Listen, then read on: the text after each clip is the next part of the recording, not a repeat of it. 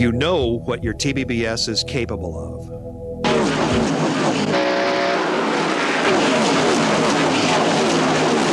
But even power that is easy to control can be intimidating when you first try to use it.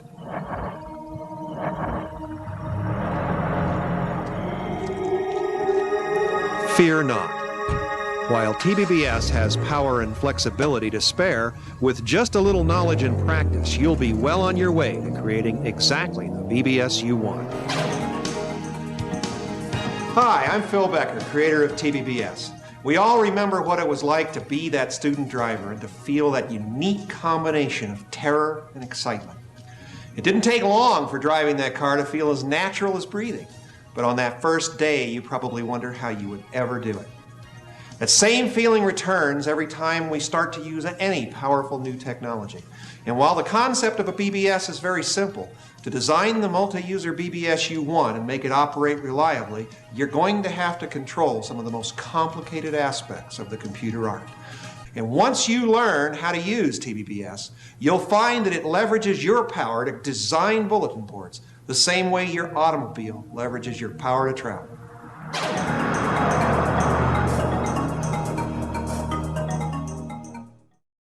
When bulletin boards started to, en masse, charge for their services, the controversy was free or pay, free or pay. And the free guys, the hobbyists, were outraged because the guys who got pay could afford better equipment. They could afford new phone lines. So these commercial BBSs started growing in power and in subscribership. And the hobbyist guys said, you know, this isn't fair. This was all started, this was like ham radio. We were supposed to be all just friends here.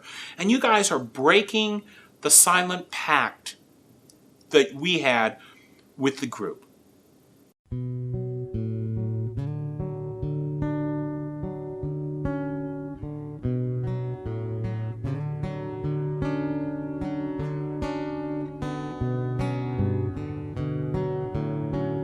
That's where you lost the hobbyist aspect. And that's where you lost that heart that I felt was there. I did it. I ran a bulletin board for years just for the love of, look at what I can do. I can hook all this stuff up, make it talk, make it do all this. And then you always had somebody coming in going, how can we make money? If you're running a business, great. Tell me about it before. Tell me when I step in the door. Tell me when I log in that it's a business, because that way I'll leave, because that's not what I'm in it for. I'm in it for the information. We've sowed the seeds of our own destruction, especially when the guys started wanting to charge money for bulletin boards. It was something that, you know, it was a hobby. It was my hobby. It was my computer. I was going to take that machine down. When I wanted to play with the computer, I was going to pull the plug on the modem. No question about it. And to expect somebody to pay for my hobby. They weren't friendly anymore. They weren't people talking with people anymore. They were people talking with businesses. If you were to talk with somebody about something, you were talking to a hired mouthpiece. Basically, you're talking to people that have a policy and an agenda to speak, and that's what they're supposed to talk about, and it's not human anymore. And they all wanted 15 or 20 bucks a month. You're going to rapidly run out of money. So I think the charge boards started the downfall of bulletin boarding. And really, to be honest, I don't remember ever seeing a pay board that had anything unique on it. You know, like they had a gigantic selection of online games, or they had a gigantic selection of news feeds, or they had they had 20 lines or something like that. There were people that were trying to charge to get some money back for it, but I wouldn't have paid to belong to a BBS. For the most part, I didn't really see the services as benefiting the user. I mean, the idea, or at least for me, was to have a good time and to learn something. And if someone else can have a good time and benefit from that knowledge, then everybody's getting, you know, payment out of that, if you want to call it that. I never charged a dime to gain access to the bulletin board, and I always said that the day I have to charge for it is the day I'd pull the plug.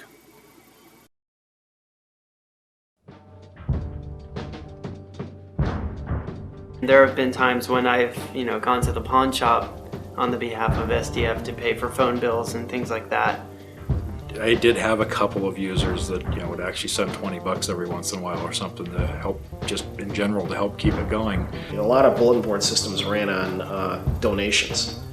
And even this one, when I booted it up the other day to take a look at it, it says, yes, please donate to the BBS, $1, $5. The way I approached it was, for the first 5 years, I basically ran it as a freebie. Anybody that came on could not pay anything. From about 85, 86, and increasing from 1 line to 4 lines, and eventually up to 16 physical telephone lines, and having a 3-figure phone bill, I decided, hey, we're going to have to put some kind of price tag on people having unlimited access. That really was the sole purpose of writing it. It was just for my own use. The fact that other people eventually became interested in it, and it did in fact get sold to some people, wasn't really part of my original plan. The idea was never to go mass market with it. Yeah, I mean, it was only because I was at the right place at the right time with the right idea. That's always how it works in anything. We packaged it up and sold the first 1.0 TBBS. I could not imagine at that time that there was a marketplace for it. Originally, it was not built to sell at all. I didn't want to sell Synchronet at all at first. It was certainly not a commercial venture. What changes your mind? Well, there was sysops that were like begging me to give me money. I think I said 400 copies in 10 years or something like that. Well, it turns out that by the end of a year and a half, he'd sold way more than whatever my number was that I said at the time. And it was actually starting to make me some significant money on the side. 1989, that's when I left my day job and went to work for Clark Development and made it a full-time job for me. Prior to that, we were doing a lot of work on the side, after hours, during lunch. People would send in checks. I was really surprised. I'd go to my mailbox and there was a check. What we really found was that charging, what the product was worth, really, I think, inspired people to pay for it. Once they saw that we were standing behind the product, that we were putting it forward, supporting it, enhancing it, and so on, it portrayed the image that it was worth that. No, actually in the manual it says at the end that we had dreams of being rich and famous, but we knew that we weren't going to be rich, so we may as well be famous. ExecPC was a reasonable sized bulletin. Actually, it was a very large bulletin board system in those days. When I joined, I'm going to say there were probably 150, 200 lines and probably 8,000 customers. Bob Mahoney, the founder of ExecPC, would sell his used hard drives, and I would go over to his house occasionally and purchase one of his used hard drives. And so we got to be pretty friendly. So in about 91, 92, I got a call from Bob saying he'd like to talk to me. He said, I can never go on vacation because, I'm away from the system and, it'll crash. And it wasn't reliable enough that he could go away for extended periods of time, and he was actually burning out. So he said he was looking to expand his team. It was just he and his wife Tracy, and he made me an offer. I initially said, well, I'm going to have to think about it. And I drove home, and I remember standing up in my living room and saying, what the hell do I have to think about? That's exactly what I want to do. And I called him up and I said, of course I'm going to take this. There's no question that I want this job. It was like a dream come true. There were all these software guys that I hung around with in the Milwaukee area, and this was the dream job. We were having so much fun. I couldn't wait to get to the office every day. It was about a half-hour drive from my home here over to there, and it gave me half an hour to figure out what I was going to do the whole day, and I just arrived at the office with a big smile on my face every morning, because We were in uncharted territory. We were doing some really cool stuff and having a blast doing it, and I was being paid reasonably well. So, I mean, there wasn't a happier guy in Milwaukee.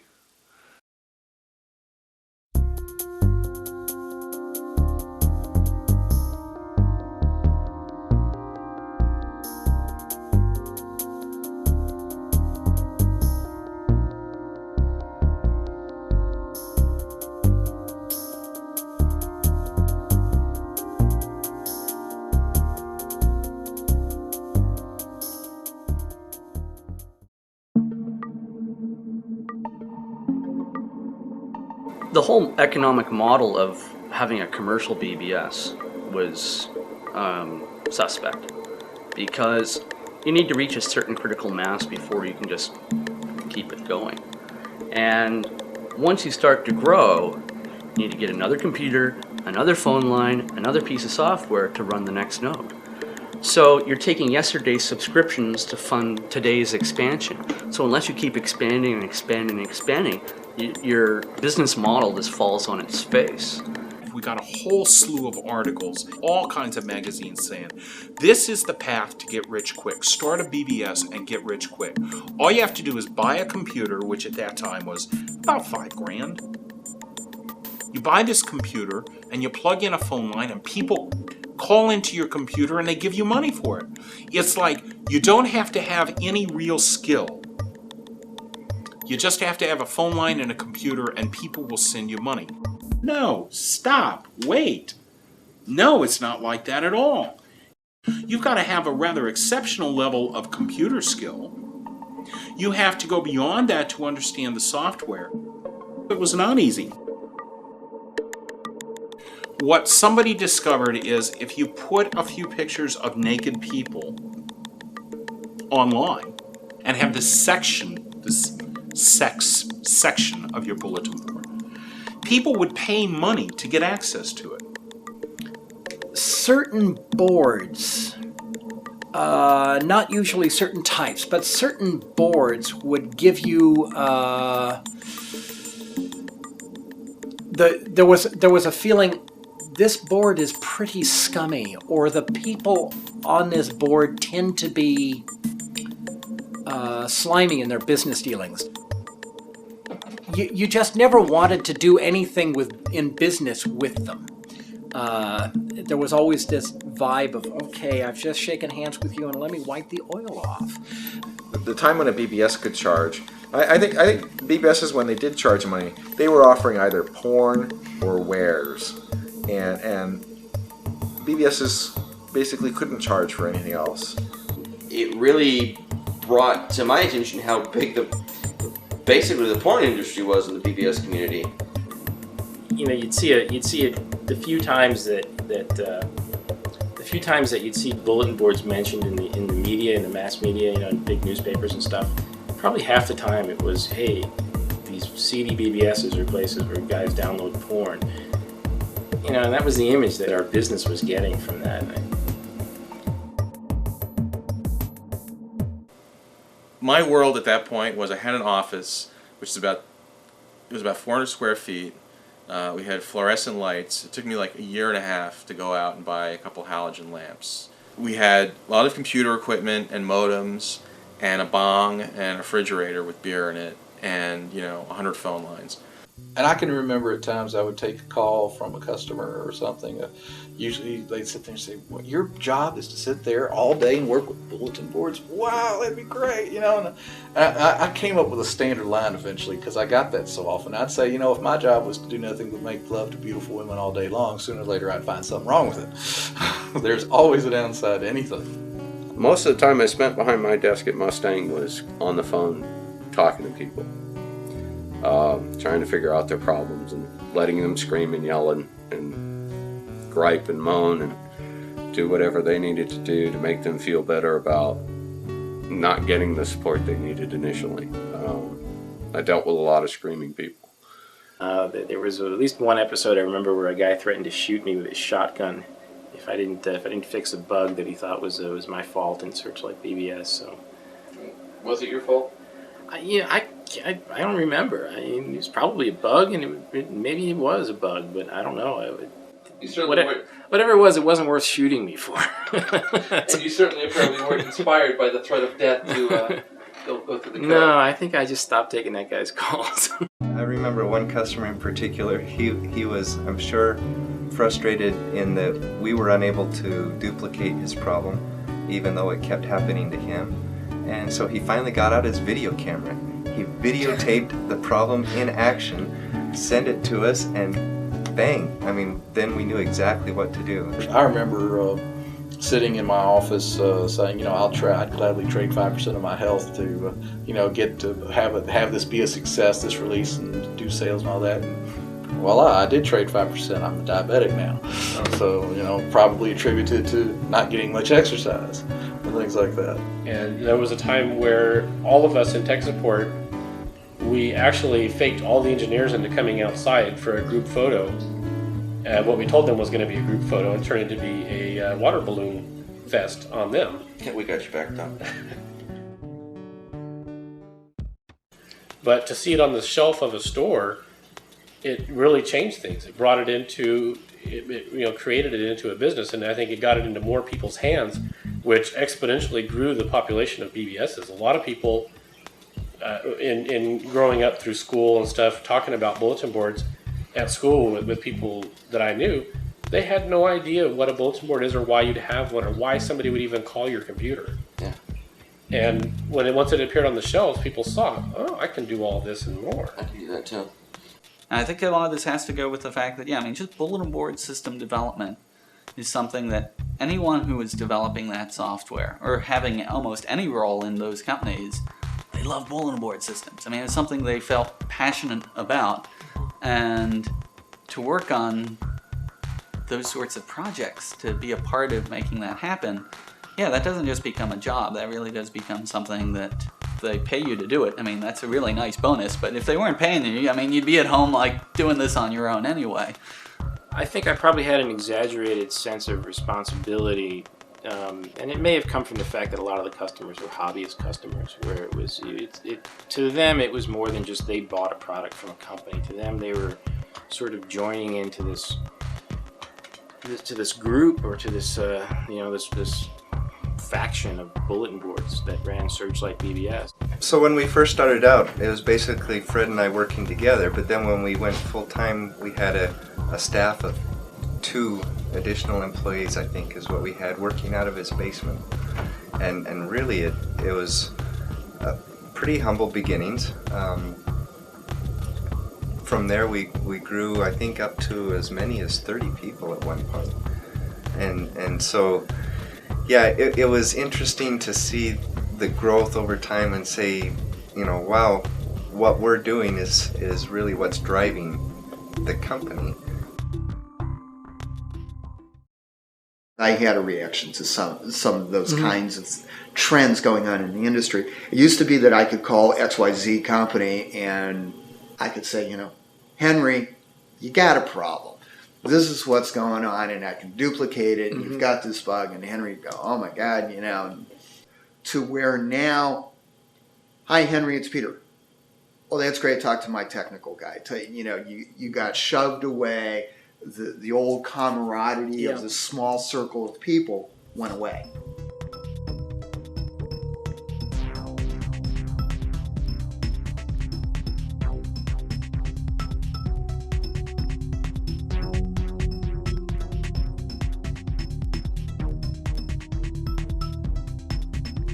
When TBBS said, we are now real, we have now arrived, instead of selling to George, we want to sell to Baxter Medical. That's a question that I think you'll find is not different here than it is everywhere, and that is something has a purity about it that should not be sullied by even accepting money if people want to give it to you. I am a radical free marketeer, and I believe that marketplaces are the best way to tell what has value and what doesn't. Because I think it's a test. As an engineer, it's just like putting a meter on something, in my view. You can tell yourself what counts and pretty much make anything sound like it counts. But when other people tell you it counts, they can tell you a couple of ways. They can tell you with words, which are cheap, or they can write checks which say it really does count.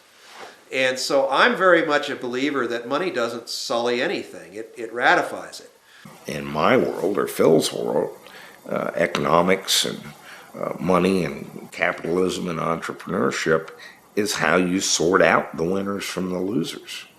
If you have a product and 100 people will give you $10 for it, and then 1,000 people will give you $10 for it, it must be of some value. Otherwise, why would they do it? If you have a product that's free and nothing comes of it, and you don't even know how many people are using it, what was it?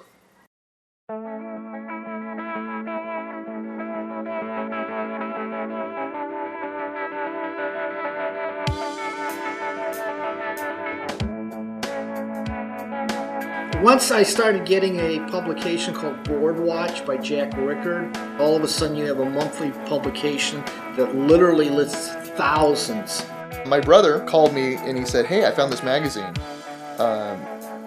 They're totally advertising BBS software and everything."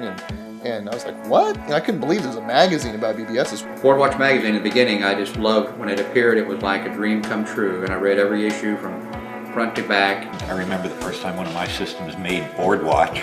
That was an experience. It was almost like the old song about making the cover of the Rolling Stone. For a sysop, being on the Board Watch top 100 list was big time. You made it. Yeah, I think Board Watch magazine made me start to feel guilty about operating. You felt like I'm supposed to be making money out of this. The character of Board Watch was the character, Jack. It was him through and through. He was evident all the way through the magazine. His choice of writers, his choice of style, the way it looked, was Jack. He was such a elegant writer. He was so non-corporate in his ways. He's one of those guys that got hate mail and the only thing that changed was the subject, pretty much from the start. Being opinionated was almost a professional gig. If I didn't have an opinion about it, it didn't cause any reaction in me and probably wasn't important and no one would be interested in it. And if it did, I'd go ahead and put it in there. There was no pretense at editorial objectivity. It was, this guy's developed this and it's a stupid thing and it shouldn't be done and he won't last 6 months. He usually had a smile on his face. That's what I'll say that about Rickard. He was a pretty happy guy. He was a force on Galacticom that I sort of looked like our other competitors. It wasn't always a friendly force. In fact, sometimes I'd say it was a downright hostile force, but it was a force that nonetheless made us stop and address issues and perspectives that we wouldn't have necessarily been paying attention to. But he was one of those sort of voices out there that just did not support bullshit. Other things being equal, it'd sure be good if Jack thought good things about us. To which, I think I spent many, many years off of my life, trying to have Jack think good things about Galacticom. In some cases, I was successful, and in some cases, I was not. You get into these enormous flame wars, and Jack was famous for them. Oh my God, Jack was famous for them. Somebody would send him an email that he didn't like, and he would not only flame them, he would flame them in his column, which reprinted all of the emails that he got that he wanted to print. It was an enormously popular section of Board Watch magazine, but Jack just ran amok with a bloody sword at times.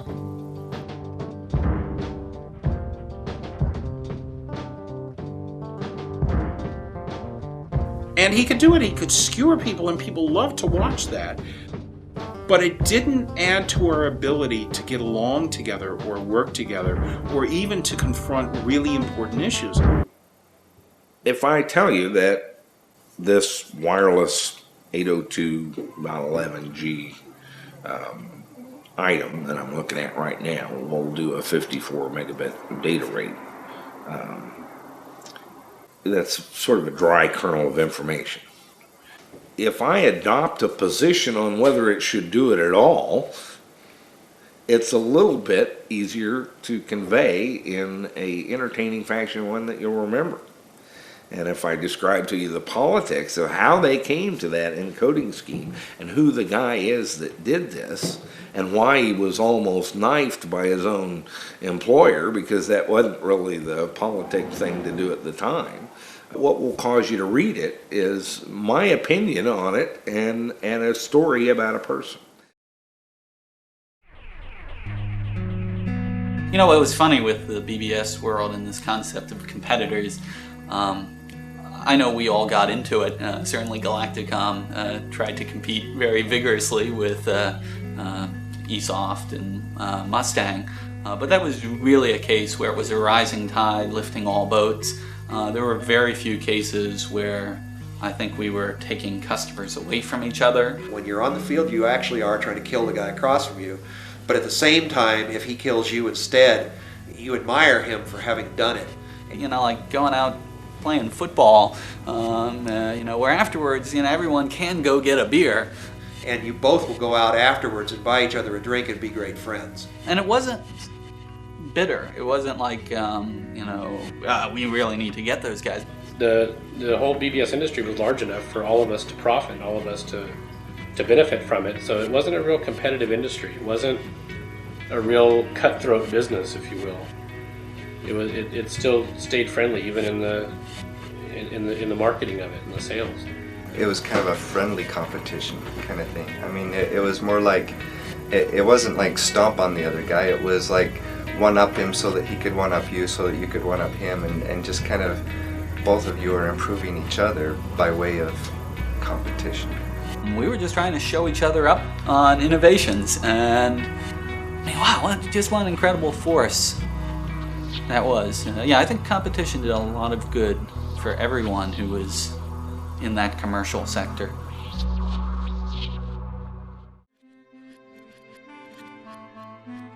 The BBS Con trade show was entirely Phil Becker's idea, actually. As he says, I dragged him kicking and screaming into it, something he's been thankful for ever since. It's the way he'll phrase it, I suspect, when you talk to him. He had to get me down on the floor and arm wrestle me to make it happen. The evolution of BBS Con was, I wanted to do one from the time that I did my second TBBS, which was bringing just my own users of the software that I had created together. And I said to myself, this is something that everybody needs to be part of. This value is so high for this kind of interaction. But I didn't have a way to make it a successful business, something that I will never start down a road unless I see a path to. But he was promoting the whole notion of these commercial conventions, that he was going to, he saw all these people that bought all this hardware, and he saw himself as having been able to found and find the next Comdex, and he was going to be the linchpin of that. There were a number of uncomfortable elements about it. For me, I sat in a dark room in the Colorado mountains and wrote stuff and mailed it to people. This show required me to get up and speak in front of them. But Phil was the one that really got that off the ground. He actually would come over to my house, talk about it endlessly. I finally gave him a check, said, okay, here's my half, let's go do it. And so we started out to do the first one in '92. And my goal from the very first was 1,000 people. I said, I want to make a statement that this is really an industry, and it really has a constituency, and it really has an audience, because it's the only way we're going to get commercial people to pay us sponsorship fees and do booths and make a convention that pays its way. The biggest thing that was rewarding, our initial innovation was, as you say, the meetings that they had were in Howard Johnson's in Kansas, where it would be cheap. I went to the first one. It was amazing. That's actually, here it is, what, 12 years later, And that convention was still the best convention that I've ever been to in my life. It was held in Colorado Springs. It was very upscale, and it made the most expensive gathering that any bulletin board system operator had ever attended. It was a 5-star convention center. And it was first class all the way. I remember we were outside, the weather was gorgeous, and we were outside, and here come these waiters with trays of cookies, just delivering them to all the participants at this convention. They just cranial detonations at what the room prices were, the registration, everything about it was just entirely too expensive, and no one would go. Except that actually a lot of people did come. And one of the big features of BBS Con, BBS Cons to come, were the parties that various groups would have.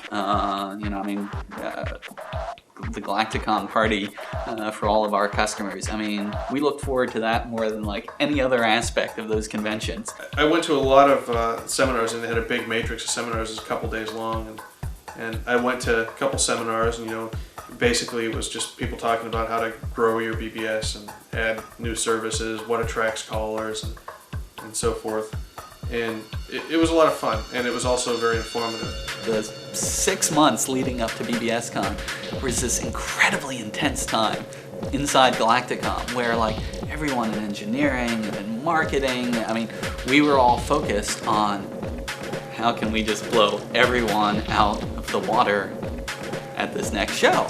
And I mean, what a phenomenal force for like just encouraging innovation. The first thing that impressed me is that there was a business there. A lot of people were selling equipment to other people who wanted to run bulletin board systems. And the second was the fact that there was a magazine that was devoted to bulletin board systems. And Jack clearly figured out the formula for taking advantage of that. And the thing is, we brought Vint and Cerf to BBS Con not to talk about BBSs. I don't even know if he'd ever heard of one before he got there. We brought him there to have him tell the audience what was getting ready to happen to communications and computers. And our goal was every year we wanted somebody to come into one of those tabletop booths, and the next year see him with a company that was making him money and paying him a salary. And we did that repeatedly. Every year we saw that. I would go to those conventions just to see what was going on out there. The first few conventions, I actually went with a booth. And, after I think the second or third one, we just said, what are we trying to do here? Kind of singing to the choir. And it was sort of like, well, we know there's a market for all of this stuff, and God knows there are zillions of BBSers, but what will we do with this? And so they really didn't know. We would see a lot of our old customers, but everybody knew about us, and so we weren't really gaining any new customers by having a booth there. I was okay with, because it kind of harkened back to the early West Coast computer fairs. You've got all the innovators and that are out there, showing their new stuff. But past about that second year, it started to feel really commercial. We're not doing it for doing it anymore. We're doing it because we can make money at it. And that's where I started to kind of go, yeah, I think most of the smaller guys got short shrift. I think Searchlight to a large degree, and the Robo FX guy was there, and he had a very impressive display. I mean, we'd go to these we'd go to BBS cons. We'd spend a lot of money to get to BBS Con. We'd set up this booth. We'd have truckloads of equipment that we'd bring in. It cost a lot of money. Took a lot of time. And who would walk up to my booth is not some guy with $10,000 to spend on a solution for his online services, but Joe BBS guy from New Jersey saying, you got something you can sell me for $35 that's going to let me talk to my friends online. That was a little disappointing. Well, I just think there was a conflict of interest. I think, the people that are writing the articles are the same people that are best friends with or own part of the competition. So they're not going to give a fair share to each company. It was unethical. Those things never really paid off for us. I know they must have paid off for somebody because they had them every year and people would go. So. They obviously had something against us, so the fact that they did and they're in bed with Jack Rickard means that, they're not going to do anything to help promote our software. So, there was some conflict of interest there for sure. At a certain point in there, we probably spent more time with each other than with anybody else, both of us. But the truth is, that wasn't going to make any difference. The only edge it gave me was I could get his attention to ask him to look at something. But once he looked, it was going to be his outlook it wasn't going to be mine. I wasn't going to be able to influence it. If the fix was in, Phil Becker and TBBS, I can assure you, would have wound up owning all of bulletin boards and the internet. But they didn't. If somebody beat me, he was going to say they beat me, and it wasn't a problem, and it was not going to be that way. Now, early on, I think that wasn't necessarily so well known, but Jack became very clearly known amongst this community quickly as somebody, nobody is going to tell Jack anything but what Jack wants to say is the only thing that's going to come out of his mouth. They both wanted to make a buck at it. Jack with the magazine and Phil, of course, with his software company. And both did. Both were tremendously successful. And I don't know what their relationship was. I knew they were close friends at the time, and they seemed to be in cahoots with an awful lot of the stuff that both produced. And it was good. It was a good symbiosis. It worked.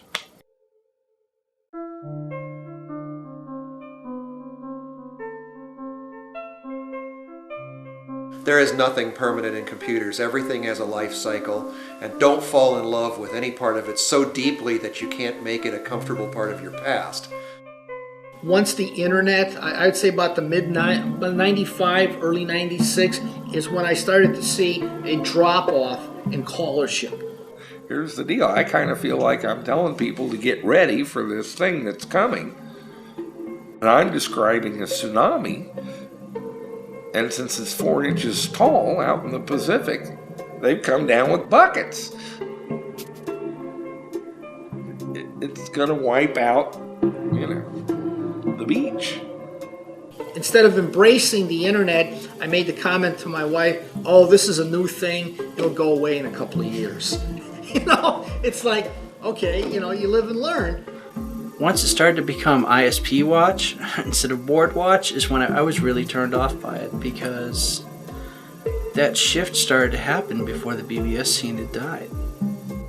There was this huge division drawn by the participants between the internet and bulletin board systems. I was tone deaf to that. It looked like the same thing to me. Since, as I say, we covered the internet from 87 or 88, and bulletin boards from about the same time, I didn't realize how divided our audience was. Not anything against board watch at all, but as they were making a business decision. But I was disappointed in how quickly the lack of BBS coverage, it just disappeared in like 96 and 97. And I really think the people that I had in mind as our readership, it wasn't. So that division between the dial-up over the telephone lines and the internet was dialed up over the I still don't quite get the division.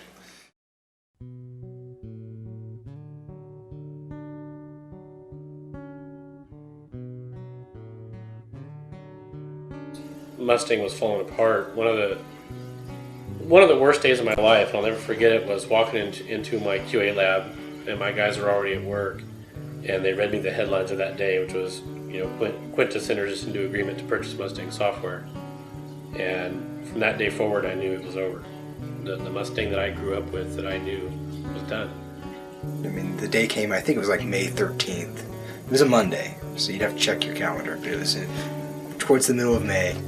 And We got about 3 hours in, and he just came in and said, "You can keep working, but I can't pay you any further than this very moment." And he wrote a handwritten check for, like, I think it was the new pay period, 3 hours.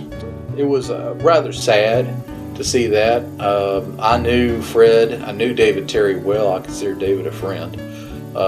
David had removed himself from day-to-day operations at CDC by that time, but just being connected, associated with it, you know.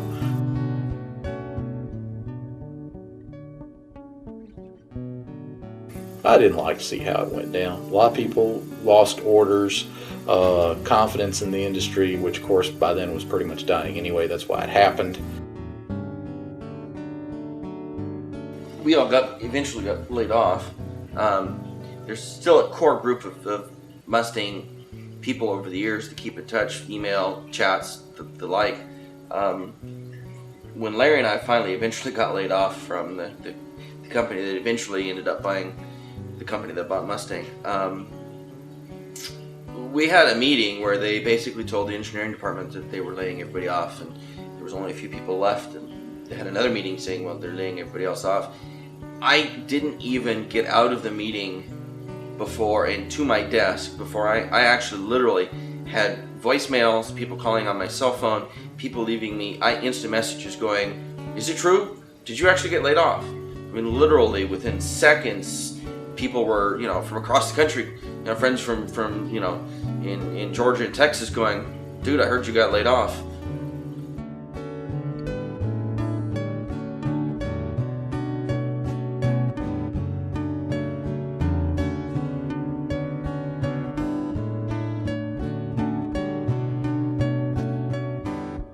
And all of a sudden, it got to be Wall Street money guys that were on my phone mostly, not technical innovators and entrepreneurs.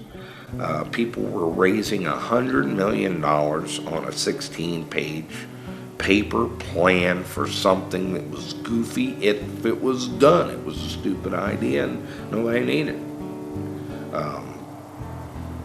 At that point, I'm kind of out of here. It's a different thing. The townies have moved in. We're not on the prairie here. There's no Dodge City, right? This is all townies. And so they don't need me, and I'll move along and go find something more interesting.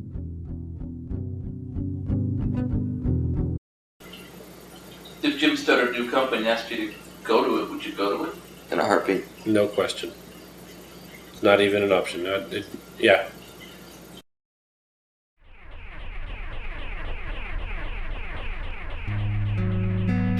It's sort of funny is all the time that Galacticom was starting to grow as a company, we really had this deep-seated belief that this was the future, that in the next 10 years, and this was back in the early 90s, we were convinced beyond any shadow of a doubt that within the next 10 years, this concept of people networked together through computers, that was going to be it. That was the way lives were going to evolve.